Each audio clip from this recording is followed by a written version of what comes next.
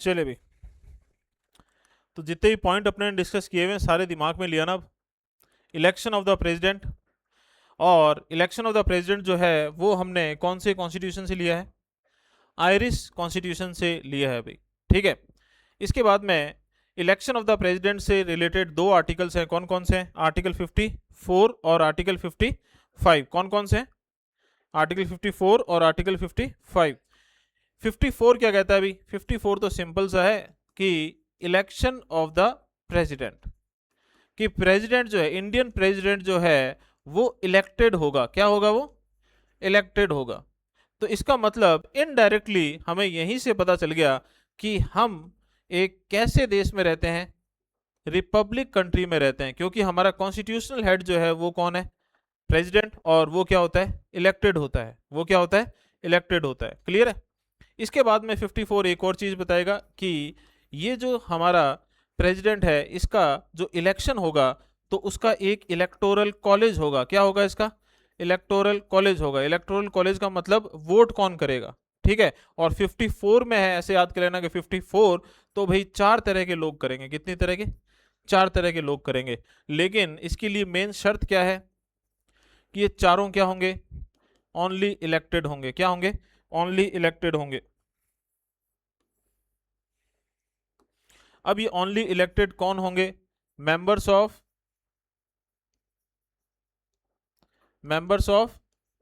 लोकसभा। ठीक है भाई, मेंबर्स ऑफ राज्यसभा। ठीक है भाई, मेंबर्स ऑफ विधानसभा ऑफ, या विधानसभाज या legislative assemblies of all the states. ठीक है, और ये फोर्थ ऐसे मत याद कर लेना कि विधान परिषद। ठीक है, यहां still Vidhan Sabha of Delhi and Puducherry. ठीक है भाई, Delhi and Puducherry.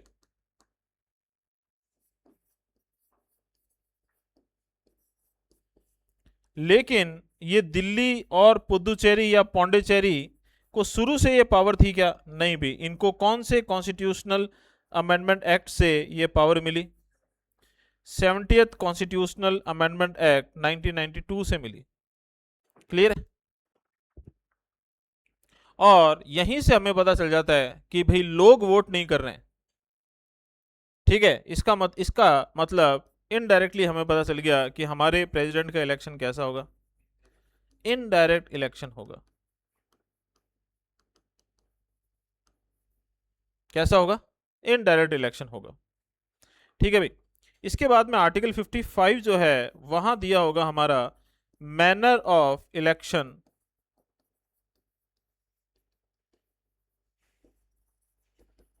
Of the president.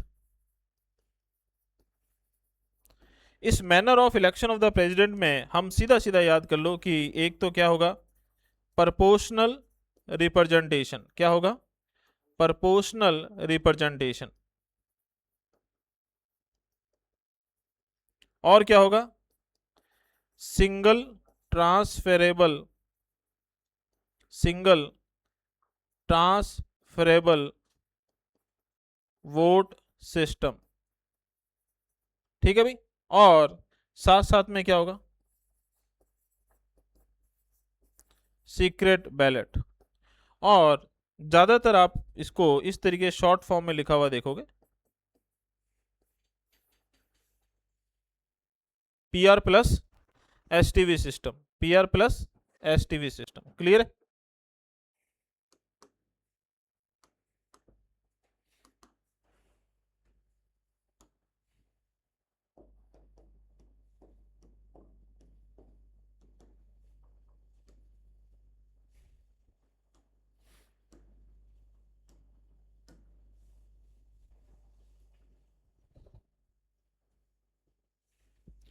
अगर आपके पास बेर एक्ट है तो बेर एक्ट निकाल लो, नहीं है तो कोई दिक्कत नहीं है, अपने यहाँ पे देख लेंगे।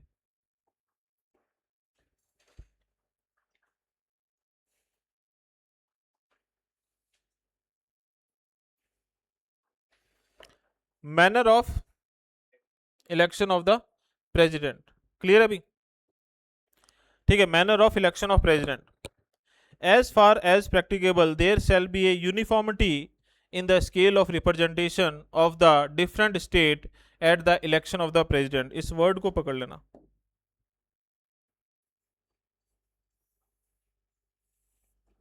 क्या वर्ड है ये? ठीक है भी, ध्यान रखना, यहां से क्वेश्चन बनता है। यूनिफॉर्मिटी। ठीक है, किसके बीच में यूनिफॉर्मिटी रखनी है? The scale of representation of the different states. तो आप यूं समझ लो यूनिफॉर्मिटी रखनी है स्टेट और स्टेट के बीच में।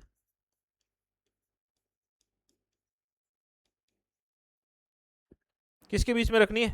स्टेट और स्टेट के बीच में अपने को यूनिफॉर्मिटी रखनी है।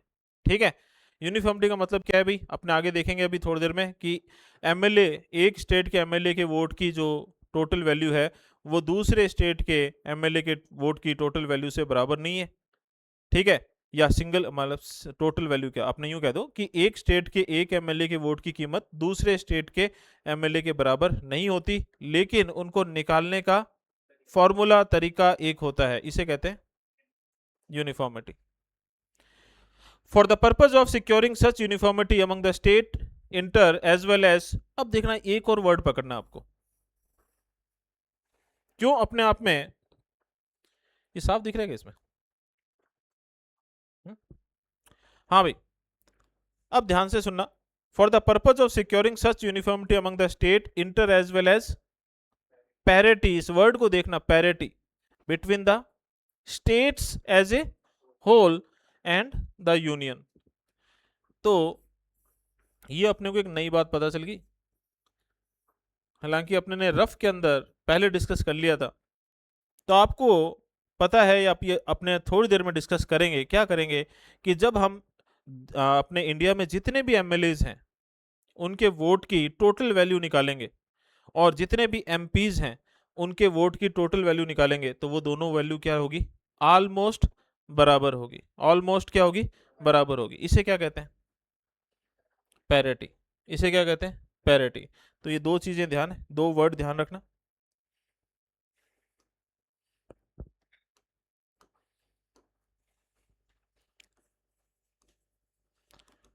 हाँ भाई, कौन सा आर्टिकल पढ़ रहे हैं? Article 55, manner of election of the president. ठीक है, इसमें हमने अभी क्या देखा कि इलेक्शन जो होगा प्रेसिडेंट का वो कौन से सिस्टम से होगा? पीआर प्लस कौन से एसटीवी, सिंगल और सीक्रेट बैलेट भी होता है, उसको छोड़ो। ठीक है, अब हमने इसके अंदर दो वर्ड्स और देख लिए। हाँ भाई, पहला वर्ड क्या है? यूनिफॉर्मिटी।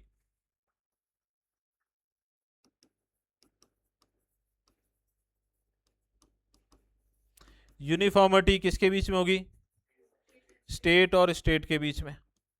स्टेट और स्टेट के बीच में। और the second word is parity. Parity किसके बीच में होगी? स्टेट्स एज ए होल, मतलब सारे स्टेट्स एक तरफ, ठीक है भाई, और दूसरी तरफ कौन होगा? सेंटर। क्लियर है? यूनिफॉर्मिटी किसके बीच में? स्टेट और स्टेट के बीच में। पैरिटी किसके बीच में? सारे स्टेट्स एक तरफ और सेंटर एक तरफ। क्लियर है?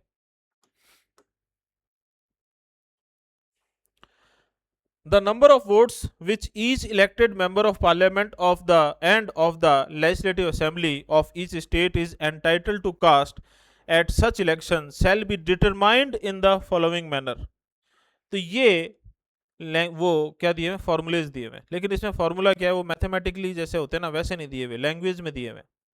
तो देखो अभी क्या, every elected member of legislative assembly, मतलब अब सीधी सिंपल सी बात है, हम बात करने वाले हैं क्या रखने के लिए? यूनिफॉर्मिटी और पैरिटी को मेंटेन रखने के लिए। यूनिफॉर्मिटी किसके बीच में? स्टेट और स्टेट के बीच में। पैरिटी किसके बीच में? स्टेट एज ए होल और सेंटर के बीच में। इसको मेंटेन करने के लिए, ठीक है, एमएलए और एमपी के जो वोट की कीमत तय की गई है वो इस तरीके से की गई है कि एक MLA member of legislative assembly के वोट की कीमत कितनी होगी। Every elected member of the Legislative Assembly of a state shall have as many votes as there are multiples of 1000 in the quotient. इसका मतलब क्या हुआ, 1/1000। ठीक है, क्लियर है। Obtain by dividing the population of the state by the total number of the elected members of the assembly।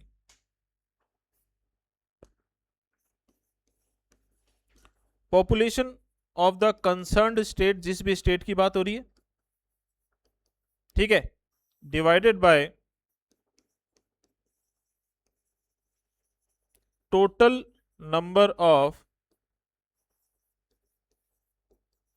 Elected MLAs of that state और into 1/1000।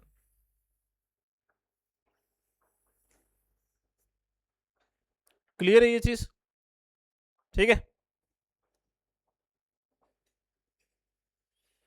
हाँ भाई, if after taking the said multiples of 1000 the remainder is not less than 500, 500 से कम नहीं है, then the vote of each member referred to it sub clause A shall be further increased by, मतलब इसका मोटा मोटा मतलब ये है भाई, सिंपल सीधी सी बात है, ठीक है, कि 500 तक आ रहा है, पॉइंटों में आएगा ना ये, क्योंकि जरूरत है ना एकदम एग्जैक्ट आ जाएगा, पॉइंट्स में आएगा, जैसे 128 पॉइंट, ठीक है, 500 तक आ रहा है तो अपने उसे 128 काउंट कर लेंगे, और अगर 128.501 आ गया या 500 से ऊपर आ गया तो हम उसे 129 काउंट करेंगे। क्या ना करेंगे, 129 काउंट करेंगे। ये सारी बातें देखो कॉन्स्टिट्यूशन में लिखी हुई है, अपने ने कोई वो ना हिसाब मैथमेटिकली नहीं लगाया कि अपने ने अपनी मर्जी से ये बोल दिया। इतनी छोटी सी चीज भी अपने कॉन्स्टिट्यूशन में मेंशन है कि भाई अगर कोई ये नंबर ऐसा आता है 500 या 499 या 389 तो इसे 128 कंसीडर किया जाएगा, और अगर ये जिसका भी आ रहा है वो ऐसा आता है 501, ठीक है, या इससे ज्यादा, तो इसको 129 कंसीडर किया जाएगा। तो राजस्थान का जब निकालते हैं ना अपने एक एमएलए के वोट की कीमत, तो वो 128 पॉइंट कुछ आता है, और वो पॉइंट जो है वो 500 से ऊपर है, इसीलिए राजस्थान में एक एमएलए के वोट की कीमत कितनी है, 129 है, 129 है। क्लियर है।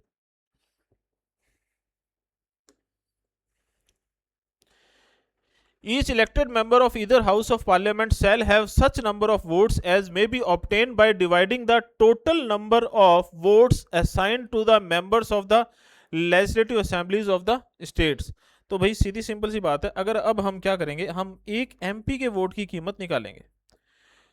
तो जैसे फॉर एग्जांपल हमने सबसे पहले तो क्या किया, राजस्थान के एक एमएलए के वोट की कीमत निकाल ली, कितनी आई अपने पास, 129 आई। राजस्थान में टोटल एमएलए कितने हैं, 200, तो टोटल वैल्यू कितनी हो जाएगी, 200 इंटू में 129।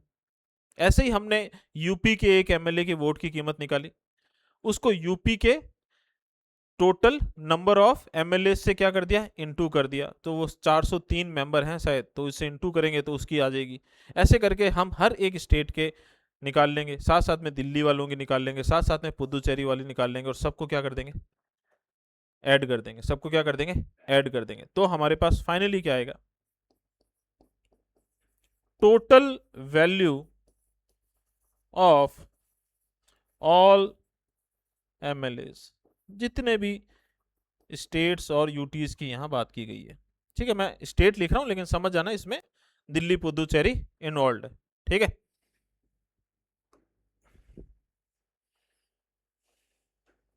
हाँ भाई, फिर आता है, इसको पूरा ना पढ़ के अपने सीधा, अच्छा एक सेकंड, अपने पहले इसको पूरा तो करें। हाँ, may be obtained by dividing the total number of vote assigned to the members of the legislative assemblies of the states under subclause A and B by the total number of elected member of both house of parliament।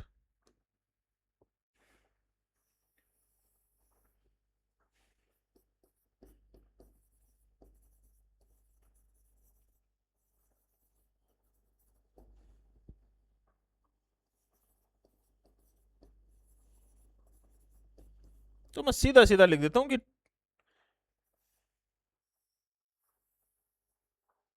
Total number of elected MPs. ठीक है, आ गया। और इसमें भी वही same चीज, point 500 तक पहुंची चीज तो एक नंबर पीछे, वो जो जो भी है, जैसे फॉर एग्जांपल 128.500 तक आ रही है तो 128, और 128.501 या उससे ऊपर आ रही है तो 129, 129। इसमें भी सेम चीज आ जाएगी। तो ये दो फॉर्मूले हमारे पास आ गए। ठीक है, इसके बाद में the election of the president shall be hold in accordance with the system of by means of and the voting at such election shall be secret ballot. साफ लिखा हुआ, तीनों चीजें लिखी हुई है। अब इसको एक्सप्लेनेशन को सीधा अपने पढ़ते हैं भाई कि ये पॉपुलेशन का मतलब क्या होगा। जो भी रिलेवेंट फिगर्स अपने सामने आए हुए होंगे, ऐसे लिखा हुआ है पहले तो, कि जो भी रिलेवेंट फिगर हमारे सामने पब्लिश्ड हो गए हों, लेकिन नीचे नीचे फिर लिखा हुआ है कि 2026 तक इसको कहाँ तक रोका हुआ है, 1971 के सेंसस पे रोका हुआ है। अब यहाँ पर कुछ अमेंडमेंट एक्ट्स आएंगे, 42 आएगा, 84 आएगा, 87 आएगा, लेकिन उसको अपने रीएडजस्टमेंट ऑफ सीट्स में पढ़ेंगे। कहाँ पढ़ेंगे? ठीक है, जब अपने डेलिमिटेशन प्रोसेस को समझेंगे। तो अभी तो आप इतना समझ लो कि इसमें जो इलेक्शन, सॉरी, इसमें जो पॉपुलेशन वर्ड है वो 2026 तक कितना है, 1971 रहेगा। अब 2026 तो आ गया। ठीक है, तो अभी सेंसस चल रहा है कि नहीं चल रहा है? सेंसस चल रहा है ना अभी। ठीक है, आप घर पे आए होंगे, ठीक है, आपको गिन के चले गए। ठीक है, तो 1971 का सेंसस, तो अभी आज ही अगर इलेक्शन हो जाए तो कौन सी ईयर की पॉपुलेशन होगी? 1971 की। ठीक है भाई। अब मैंने जैसा कहा भी इसमें कुछ अमेंडमेंट्स है, जैसे 84th है इसमें लिखा हुआ। ठीक है, कि 84th ने इस चीज को जो है वो एक यूं समझ लेना कि 25 साल आगे बढ़ा के 2026 तक स्टेबल कर दिया है, कि 2026 तक जो है वो 1971 का सेंसस ही रहेगा। और ये इससे रिलेटेड अमेंडमेंट एक्ट कौन सा है? 84th है। कौन सा है? 84th है। तो यहाँ पे एक छोटा सा मेंशन कर देते हैं कि ये जो पॉपुलेशन वर्ड है ये 1971 का डाटा है या सेंसस है। ठीक है, और ये डाटा 2026 तक 1971 का ही रहेगा। और ये चीज कौन से अमेंडमेंट एक्ट से? 84th कॉन्स्टिट्यूशनल अमेंडमेंट एक्ट से स्टैब्लिश की गई है, जो कब हुआ था अभी? 2002 में।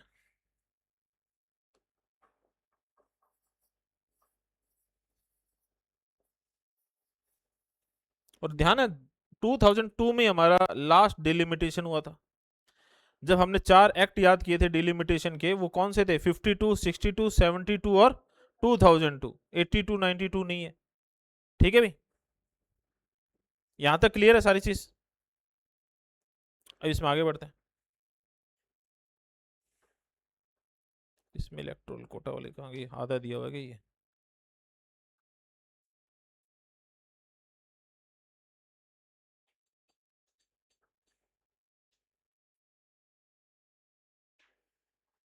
एक सेकंड, बेरेक्ट देना, बेरेक्ट बेरेक्ट।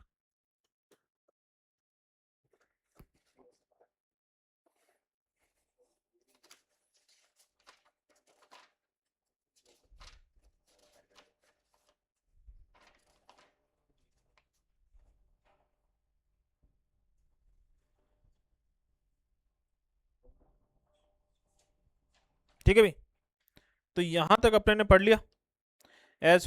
ठीक है, अब इसमें आपके दिमाग में आएगी चीज अब कि सर इसमें इलेक्ट्रोल कोटा कहाँ दिया हुआ है? क्या दिया हुआ है? इलेक्ट्रोल कोटा।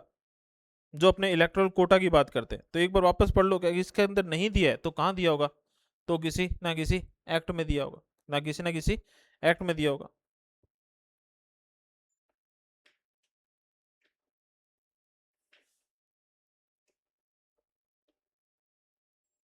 ये मुझे हल्का सा कंफ्यूजन है कि इसी में दिया है या फिर अपना जो प्रेसिडेंट के इलेक्शन से रिलेटेड एक्ट है 1952 का, उसमें दिया है।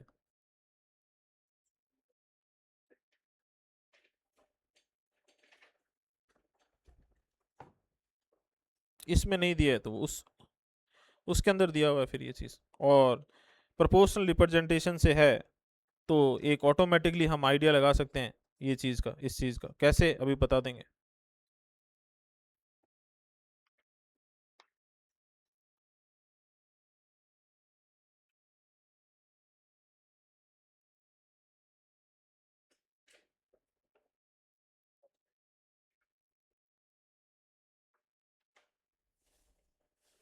हाँ भाई ध्यान से सुनना,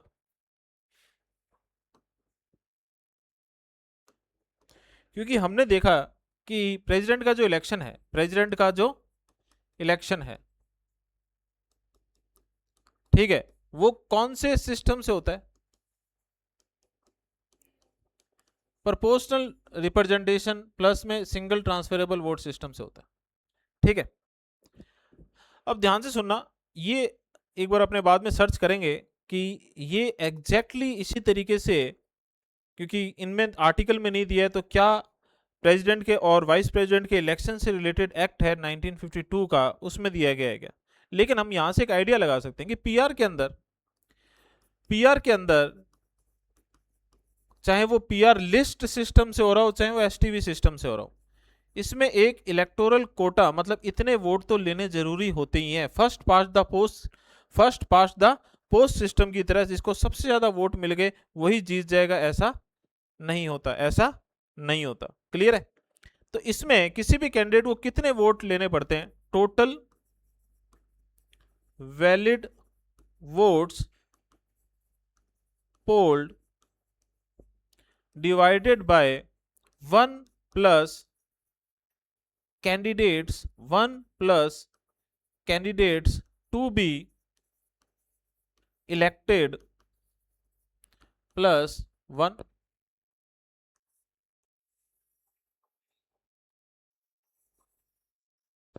क्लियर है? ठीक है, इतने वोट जिसको मिलेंगे वही क्या होगा? इलेक्ट होगा। वही क्या होगा? इलेक्ट होगा। ठीक है भाई। अब एक बात बताओ, प्रेसिडेंट के इलेक्शन में कितने प्रेसिडेंट हम इलेक्ट करेंगे? एक ही करेंगे? प्रेसिडेंट के इलेक्शन में कितने प्रेसिडेंट इलेक्ट हो सकते हैं?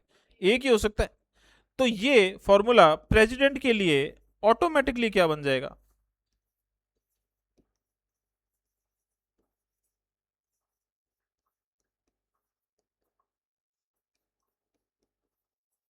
Total valid votes polled divided bye, तो 1, और प्रेसिडेंट कितना इलेक्ट होते हैं, तो 1 + 1 2।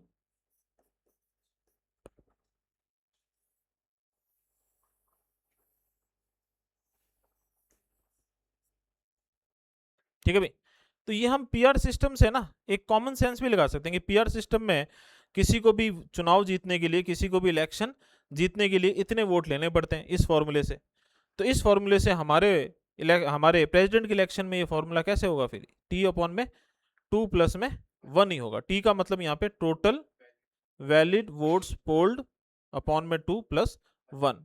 इसका मतलब अगर हम इसे एक हाइपोथेटिकल सिचुएशन लें कि भाई कि टोटल वोट जो है वो कितने हैं?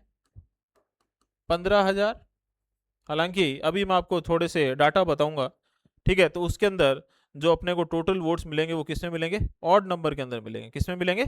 ऑड नंबर के अंदर मिलेंगे। ठीक है भाई। तो टोटल वोट्स कितने? 15,000। तो जो भी प्रेसिडेंट बनेगा उसका इलेक्टोरल कोटा कितना हो गया? टी अपॉन में 2 + 1 के अकॉर्डिंगली कितना हो गया? ठीक है भाई, कम से कम इतने वोट जिसको मिलेंगे वही बनेगा। अब मानो कि इलेक्शन हुआ और ये जो प्रेसिडेंट का इलेक्शन है वो ईवीएम से होगा क्या? नहीं होगा। ईवीएम से होगा क्या? नहीं होगा। किससे होगा? ठीक है भाई, पेपर बैलेट से होगा। किससे होगा? पेपर बैलेट से होगा। और इस तरीके से होगा कि हर एक पेपर बैलेट पे आपको प्रेफरेंसेस दी हुई होगी। क्या दी हुई होगी? प्रेफरेंसेस दी हुई होगी।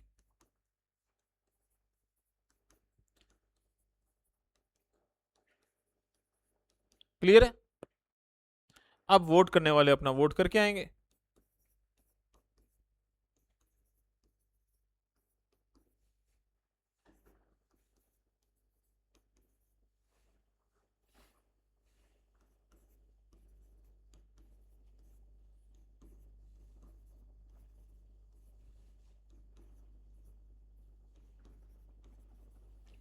वो इस प्रेफरेंस से वोट करके आ गए। फॉर एग्जांपल ये जो है वो सी को प्रेसिडेंट बनाना चाहता है और वो चाहता है सी ना बने तो डी बन जाए, डी ना बने तो ए बन जाए, और सबसे लास्ट प्रेफरेंस में इसने किसको रख दिया।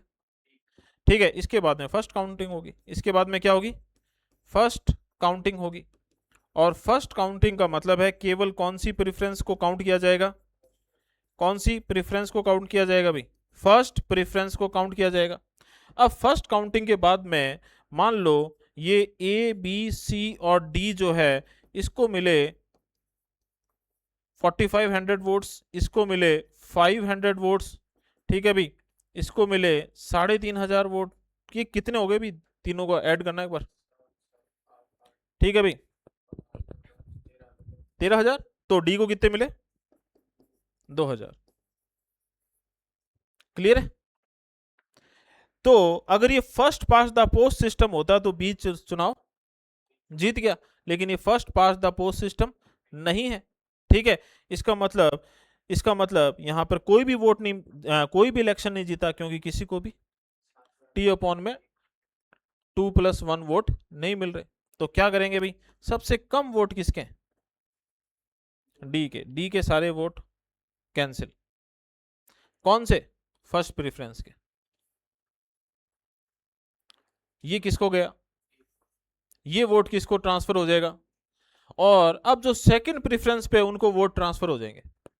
अब मान लो डी के कितने वोट हैं, मान क्या लो 2,000 है। इस 2,000 में मान लो कि 1,500 वोट ए को चले गए, इसमें से 1,500 वोट किसको चले गए, ए को, और 300 वोट बी को, और 200 वोट किसको चले गए, सी को। तो इसका मतलब अब सेकंड काउंटिंग जो हुई, कौन सी काउंटिंग होगी, अब सेकंड काउंटिंग हो गई। सेकंड काउंटिंग के बाद जो स्कोर आ रहा है वो इस तरीके से आ रहा है, 3 ही जने रह गए। इसके कितने वोट हो गए भी, 6,000।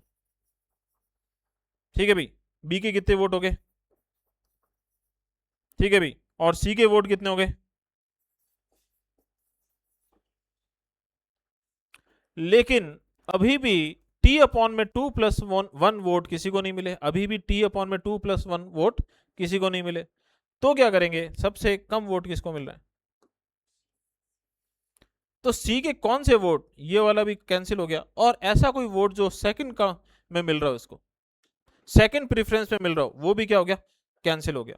ठीक है भाई, अब ये जो सी के वोट है ये नीचे वाली जो प्रेफरेंस है उसको क्या हो जाएंगे, ट्रांसफर हो जाएंगे। जैसे फॉर एग्जांपल इसमें सेकंड प्रेफरेंस पे डी है तो ये ऑटोमेटिकली कैंसिल ही है। ठीक है, क्योंकि डी तो वैसे ही रेस से बाहर है, तो ये वोट किसको ट्रांसफर हो जाएगा, ए को हो जाएगा। किसको हो जाएगा, ए को हो जाएगा। ठीक है, तो ऐसे कैसे भी सी के वोट जो ट्रांसफर हो रहे हैं, तो 3700 में से आप मान लो इसमें से लगभग लगभग 2,500 वोट ए को ट्रांसफर हो गए, और बाकी 1,200 वोट किसको ट्रांसफर हो गए, बी को। तो अब थर्ड काउंटिंग के बाद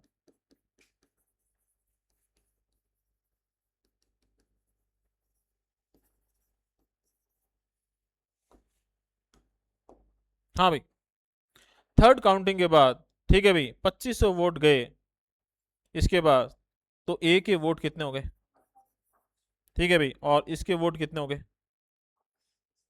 6,500। अब ये जो ए के वोट हैं ये 7,501 से ज्यादा है कि नहीं है, ज्यादा है। तो इसका मतलब कौन चुनाव जीत गया। अब अपने दिमाग में आएगा कि सर ये 15,000 में आधे आधे भी तो बढ़ सकते हैं, या 15,000 में तो आधे आधे बढ़ सकते हैं। लेकिन हमारा जो टोटल आता है एमएलए के वोट और एमपीज के वोट को काउंट करके जो लास्ट में टोटल आता है वो कैसा आता है, ऑड नंबर में आता है। कैसा आता है, ऑड नंबर में आता है। इसीलिए अगर लास्ट में दो कैंडिडेट रह भी गए, कभी ऐसी सिचुएशन हो भी गई, तो उनके बीच में एग्जैक्ट बराबर वोट हो ही नहीं सकते, किसी ना किसी को तो एक ज़्यादा मिलेंगे। और वही एक ज़्यादा का मतलब उसे आधे से एक वोट ज़्यादा मिलते ही वो क्या हो जाएगा, प्रेसिडेंट इलेक्ट हो जाएगा, प्रेसिडेंट इलेक्ट हो जाएगा।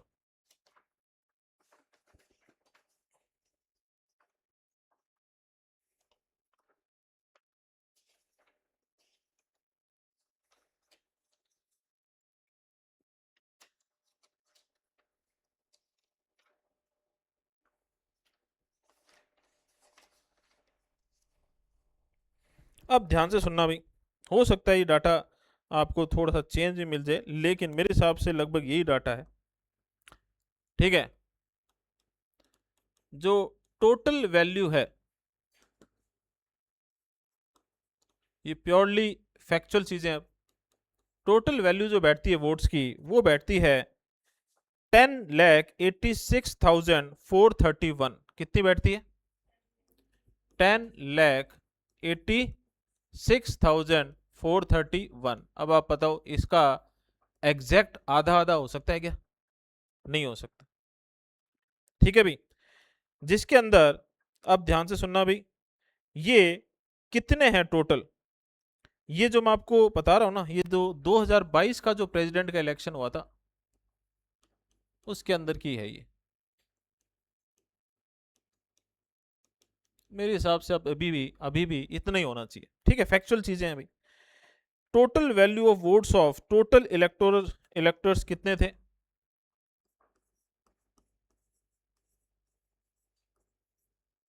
ठीक है, अब ध्यान से सुनना, total value of votes of total value of votes of, ठीक है, ऑफ 776 मेंबर्स ऑफ पार्लियामेंट। तो पहले तो हम देख लेते हैं कि एक एमपी के वोट की कीमत कितनी आई थी इस इलेक्शन के अंदर। ठीक है, अपने को पता है कैसे निकाली होगी। कितनी आई थी? 700। कितनी आई थी? 700। ठीक है, तो टोटल वैल्यू, लेकिन ये टोटल वैल्यू किसकी? एमपीज के वोट की। कितनी होगी? तो 776 इंटू में 700। ठीक है, कितनी बैठी? 543। कितनी बैठी भी? 543,200, मतलब 5,43,000। ये आपको याद नहीं करना, ये केवल आपको मैं बता रहा हूँ कि हाँ लगभग इतनी बैठी।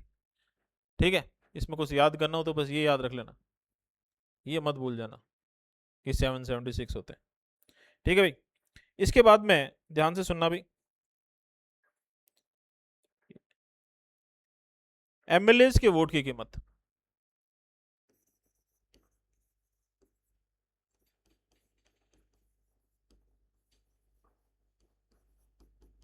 ठीक है, एमएलए की वोट की कीमत आई है 5,43,231।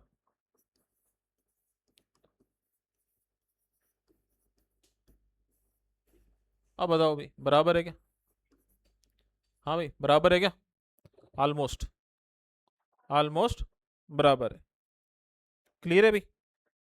तो इस तरीके से सारा सिस्टम काम करता है भाई। लोकसभा में 543 मेंबर्स हैं, राज्यसभा में 233 मेंबर्स हैं इलेक्टेड। ठीक है, और एमएलए की अगर इसमें दी हुई है संख्या तो आपको बता देता हूं मैं। एमएलए हैं हमारे देश में जो 2022 के इलेक्शन में जो जिन्होंने वोट किया था, वो है 4033। कितने हैं? 4033।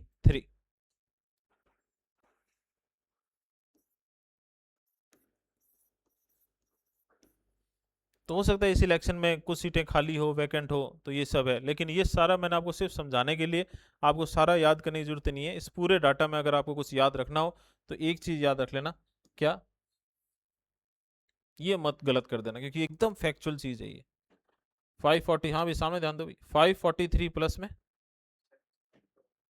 543 प्लस में 233, ये चीज कभी चेंज नहीं हो सकती।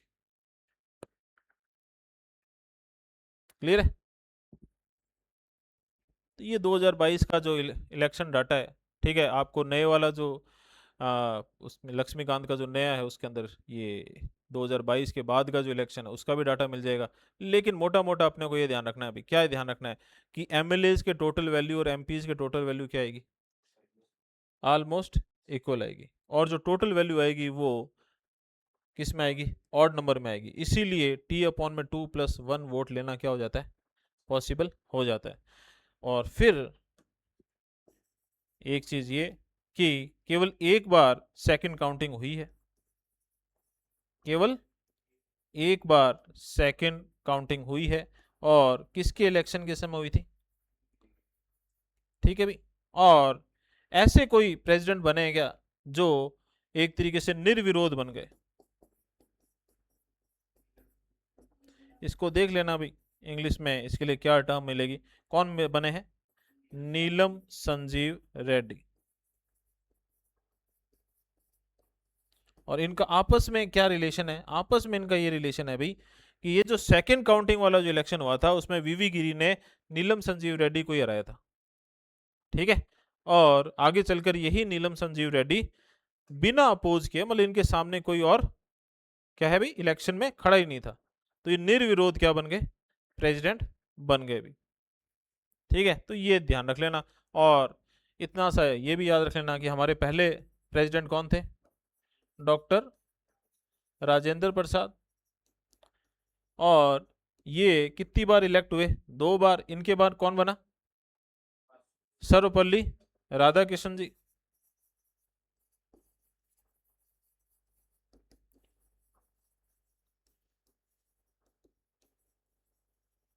ठीक है भाई, इसके बाद इनके बाद कौन बना भाई?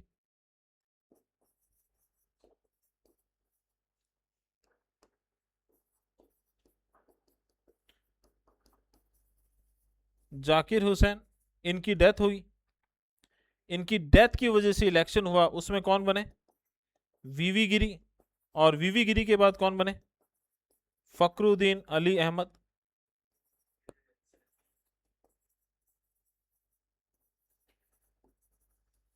और इनकी भी पद पे रहते, पोस्ट पे रहते हुए डेथ हुई, और इसके बाद कौन बना? नीलम संजीव रेड्डी। और इस तरीके से भी याद रख लेना कि जब डॉक्टर जाकिर हुसैन की डेथ हुई तो पहली बार हमारे इंडिया में कोई एक्टिंग प्रेसिडेंट बना। तो पहली बार एक्टिंग प्रेसिडेंट जो है वो कौन बने? वीवी गिरी। लेकिन वीवी गिरी जब इलेक्शन में खड़े हुए तो ये जरूरी नहीं है कि उनको क्या देना था? रिजाइन देना था, लेकिन उन्होंने कहा भी मुझे सही नहीं लग रहा कि मैं एक्टिंग प्रेसिडेंट रहते हुए इलेक्शन लड़ूं किसका? प्रेसिडेंट का। तो इन्होंने क्या दे दिया? रिजाइन दे दिया। और फिर पहली बार एक्टिंग प्रेसिडेंट बने कौन? सीजीआई। कौन? एम हिदायतुल्ला। तो पहले एक्टिंग प्रेसिडेंट कौन है? वीवी गिरी। और पहले ऐसे एक्टिंग प्रेसिडेंट जो सीजीआई बने थे वो कौन थे? एम हिदायतुल्ला। और दोनों साथ में बने अभी। ठीक है, ये ध्यान रख लेना। हम्म, तो नीलम संजीव रेड्डी बन जाते। क्या करो? नहीं, उन्होंने रिजाइन दे दिया था ना। हाँ, तो वाइस प्रेसिडेंट का इलेक्शन होता।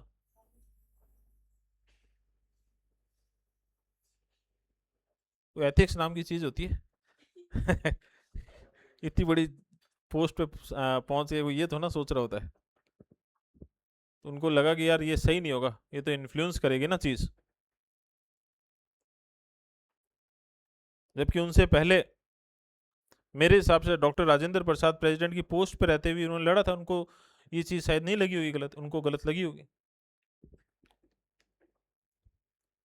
तो भाई अब जल्दी से इलेक्शन ऑफ द प्रेसिडेंट कहाँ से लिया? आयरिश कॉन्स्टिट्यूशन से लिया है। ठीक है, इसमें दो दो अपने आर्टिकल्स आते हैं। Election of the president main article कौन सा है? 54। ये हमें इनडायरेक्टली बताता है कि हम रिपब्लिक है क्योंकि हमारे प्रेसिडेंट का इलेक्शन हो रहा है। ठीक है, ये इलेक्टोरल कॉलेज के बारे में बताता है कि इलेक्शन में कौन कौन वोट करेगा। शर्त ये ओनली इलेक्टेड लोकसभा के, राज्यसभा के, विधानसभा ऑफ ऑल स्टेट और विधानसभा ऑफ दिल्ली एंड पुदुचेरी। लेकिन दिल्ली और पुदुचेरी वालों को शुरू से पावर थी क्या? नहीं थी भी। कौन से मिला? 70वें संविधान संशोधन 70th कॉन्स्टिट्यूशनल अमेंडमेंट एक्ट 1992 से ये पावर मिली। 55 है मैनर ऑफ इलेक्शन बताता है। मैनर ऑफ इलेक्शन जो है वो कहता है भी क्या कि proportional representation, single transferable vote system और सीक्रेट बैलेट से होगा। ठीक है, अब इसको क्या रखनी है? इसको रखनी है भाई क्या? यूनिफॉर्मिटी। और क्या रखनी है? पैरिटी। क्या रखनी है? यूनिफॉर्मिटी। और क्या रखनी है? पैरिटी। यूनिफॉर्मिटी किसके बीच में रखनी है? स्टेट और स्टेट के बीच में। पैरिटी किसके बीच में रखनी है? ठीक है भाई। और ये कैसे रखी जाएगी? ये फिर लास्ट में अपने आंकड़े देखते हैं, ऐसे रखी जाएगी। ठीक है, अब वापस आते हैं इधर।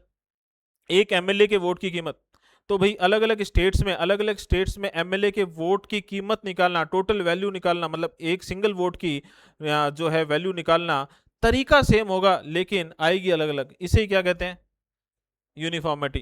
क्या आएगी? Population of the state upon में total number of elected MLA into में 1 अपॉन में, अपने आदत होती है 1 अपॉन में 100 इंटू करने की, ध्यान रखना 1 अपॉन में 1000 है।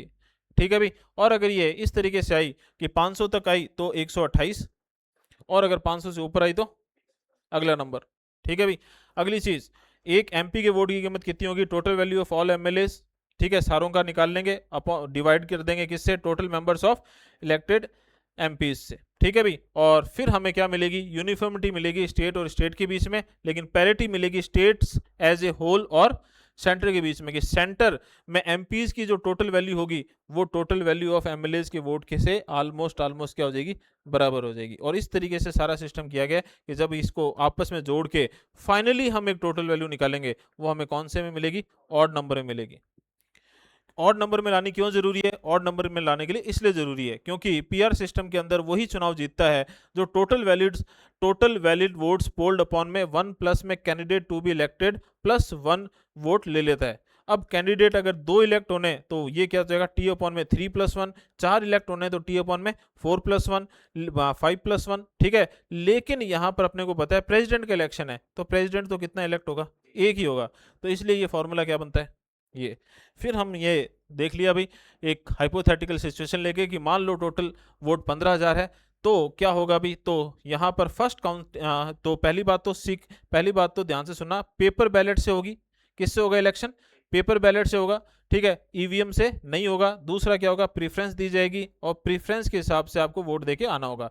फर्स्ट काउंटिंग का मतलब क्या है? फर्स्ट प्रीफ्रेंस के वोट काउंट होंगे, ठीक है। अगर उसमें किसी को भी टी अपॉन में 2 प्लस 1 वोट मिल गए तो प्रेसिडेंट बन जाएगा।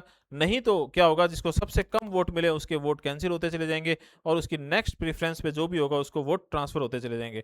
तो यहाँ से आप सिंगल ट्रांसफरेबल वोट सिस्टम को समझ सकते हो भी, ठीक है। और लास्ट में किसी ना किसी को वोट मिल जाएंगे टी अपॉन में 2 प्लस 1 या उससे ज्यादा, और वो क्या बन जाएगा?